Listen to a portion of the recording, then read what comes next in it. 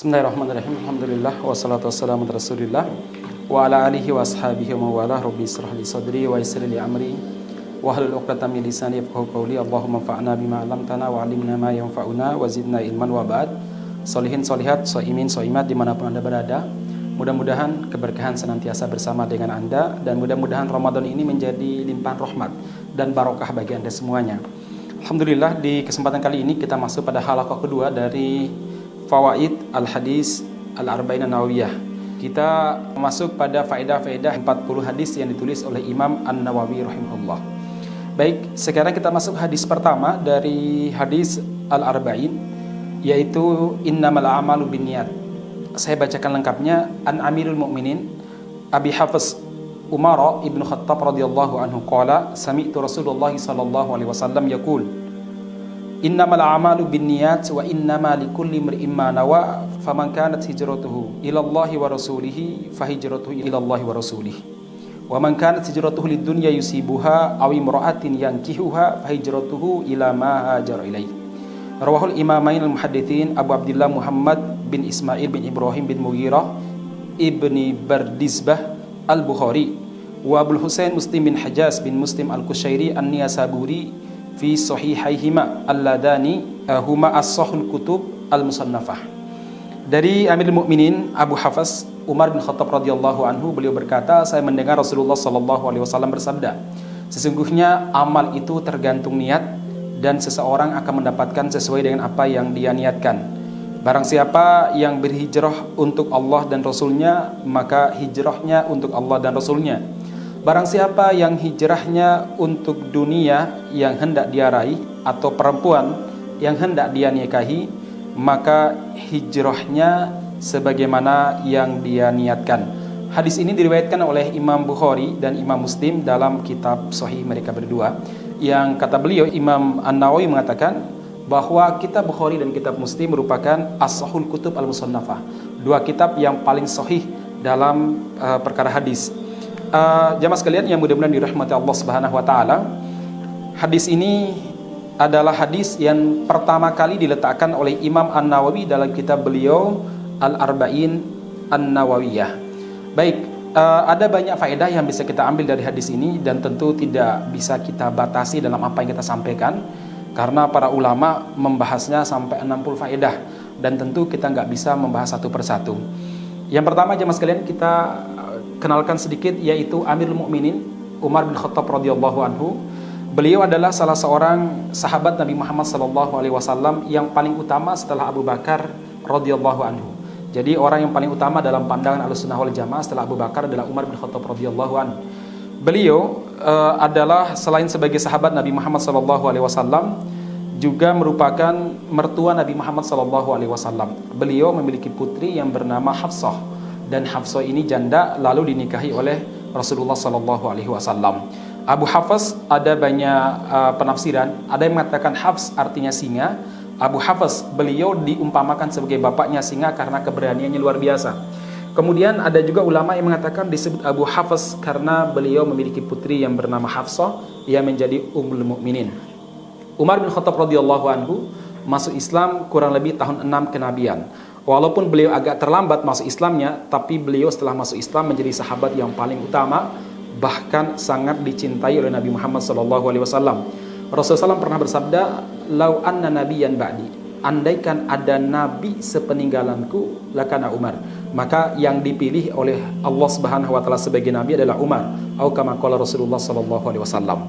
Kenapa? Karena kecerdasannya luar biasa.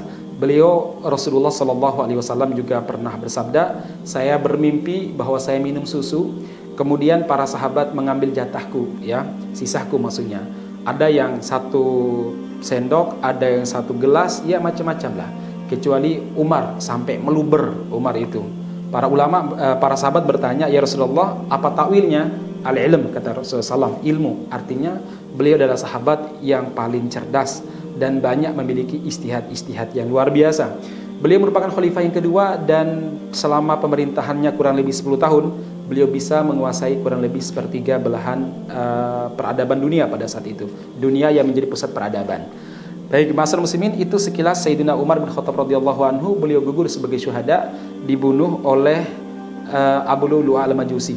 Beliau sebenarnya pernah berdoa kepada Allah Subhanahu wa taala. Apa doa beliau? Ya Allah, wafatkan aku sebagai syahid di Madinatu Nabiyika, di Madinah nabimu, di kota nabimu. Pada saat itu sebagian sahabat yang mendengarkan doa beliau berkata dengan terheran-heran, ya Amirul Mukminin, bagaimana Anda bisa meminta syahid di rumahnya di kota Rasulullah SAW, sementara kota Nabi pada saat itu daerah aman, tidak ada peperangan? Apa jawaban Umar? Kewajibanku berdoa, Allah Subhanahu wa taala akan mengabulkan.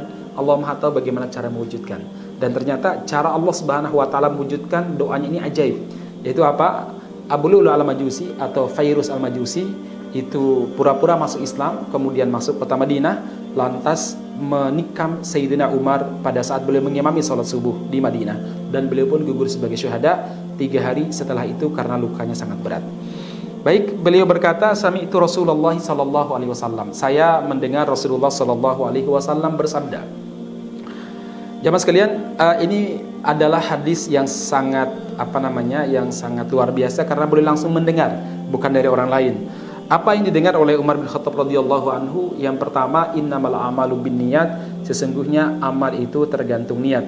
Di sini para ulama mengatakan bahwa hadis ini menunjukkan tentang pentingnya niat.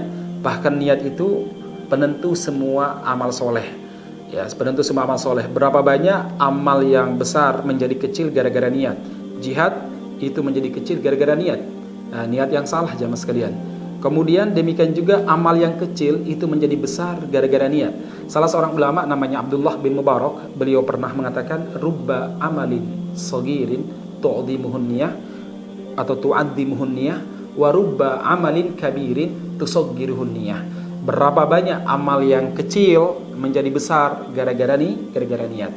Ya, niat, ada orang yang niatnya dia cuma marbot, tapi niatnya bagaimana supaya Islam berkembang biak di tempatnya, kemudian Islam juga dakwahnya luar biasa, tapi mampu dia hanya marbot di masjid. Tapi dia meniatkan bahwa orang nanti rajin ke masjid, maka dia nyapu dengan baik, kemudian dia sapu bersih, dia buat masjid nyaman agar orang-orang rajin ngaji. Niat amal kecil, tapi di mata Allah Subhanahu wa taala luar biasa. Gara-gara apa? Gara-gara niat. Niatnya khidmah, yaitu melayani Islam. Kemudian warubba amalin azimin tusaggiruhun niyah, dan berapa banyak amal yang besar itu menjadi kecil gara-gara niat. Jihad fisabilillah itu menjadi kecil gara-gara apa? Gara-gara orang tersebut niatnya agar disebut sebagai perwira, disebut sebagai ksatria, pemberani, dan lain sebagainya. Rasulullah Shallallahu alaihi wasallam dalam sebuah hadis yang sangat panjang riwayat Abu Hurairah menggambarkan begitu pentingnya niat dan begitu ruginya orang yang salah niat. Abu Hurairah radhiyallahu anhu pernah bercerita bahwa nanti di hari kiamat, ini dari Rasulullah SAW ya, Rasulullah SAW pernah menyampaikan di hari kiamat ada 3 golongan manusia. Yang pertama kali disidang oleh Allah Subhanahu wa taala. Yang pertama alim, yang kedua adalah jawad, yaitu orang kaya yang suka mendermakan hartanya. Kemudian yang ketiga adalah al-mujahid fisabilillah. Jamaah sekalian yang mudah-mudahan dirahmati Subhanahu wa taala, orang yang alim, ulama luar biasa. Faedahnya luar biasa kepada masyarakat. Dia dengan ilmunya bisa menyebarkan Islam kemana-mana jemaah sekalian.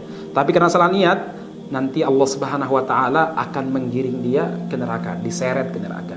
Demikian juga mujahid, demikian juga jawad, yaitu orang yang kaya, kemudian mendermakan hartanya. Kalau kita lihat dalam masyarakat, 3 golongan ini merupakan komponen utama dalam sebuah masyarakat. Ulama akan melindungi masyarakat dari kesesatan, dari penyimpangan akidah.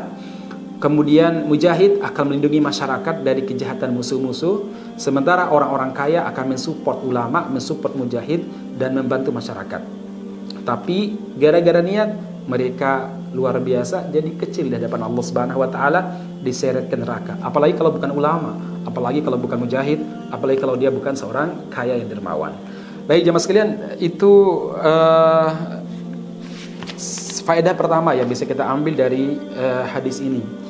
Abdullah bin Mas'ud radhiyallahu anhu pernah bercerita bahwa hadis ini ada kaitannya dengan salah seorang sahabat yang pada zaman Nabi Muhammad SAW di kota Makkah, dia mencintai seorang perempuan yang bernama Ummu Qais.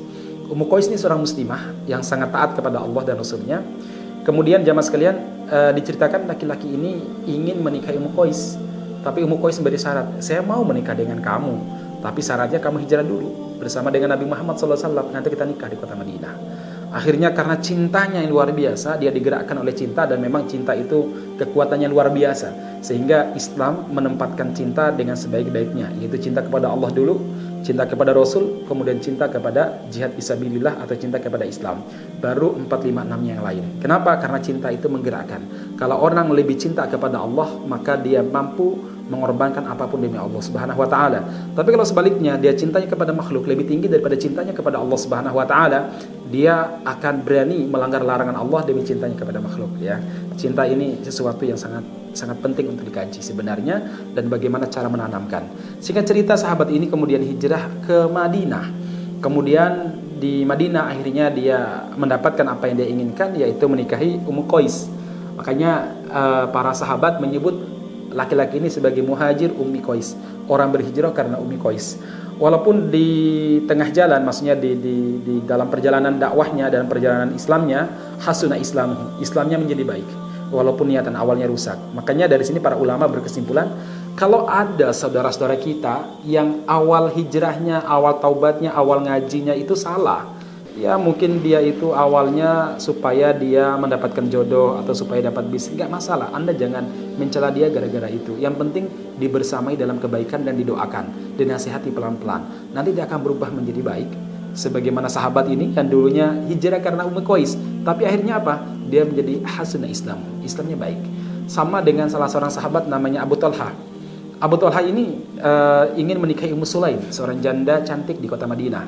Kemudian Ummu Sulaim mengatakan, tidak layak menolak lamaranmu, Abu Talha, karena kamu tampan, kaya, tetapi saya muslimah, kamu musyrik.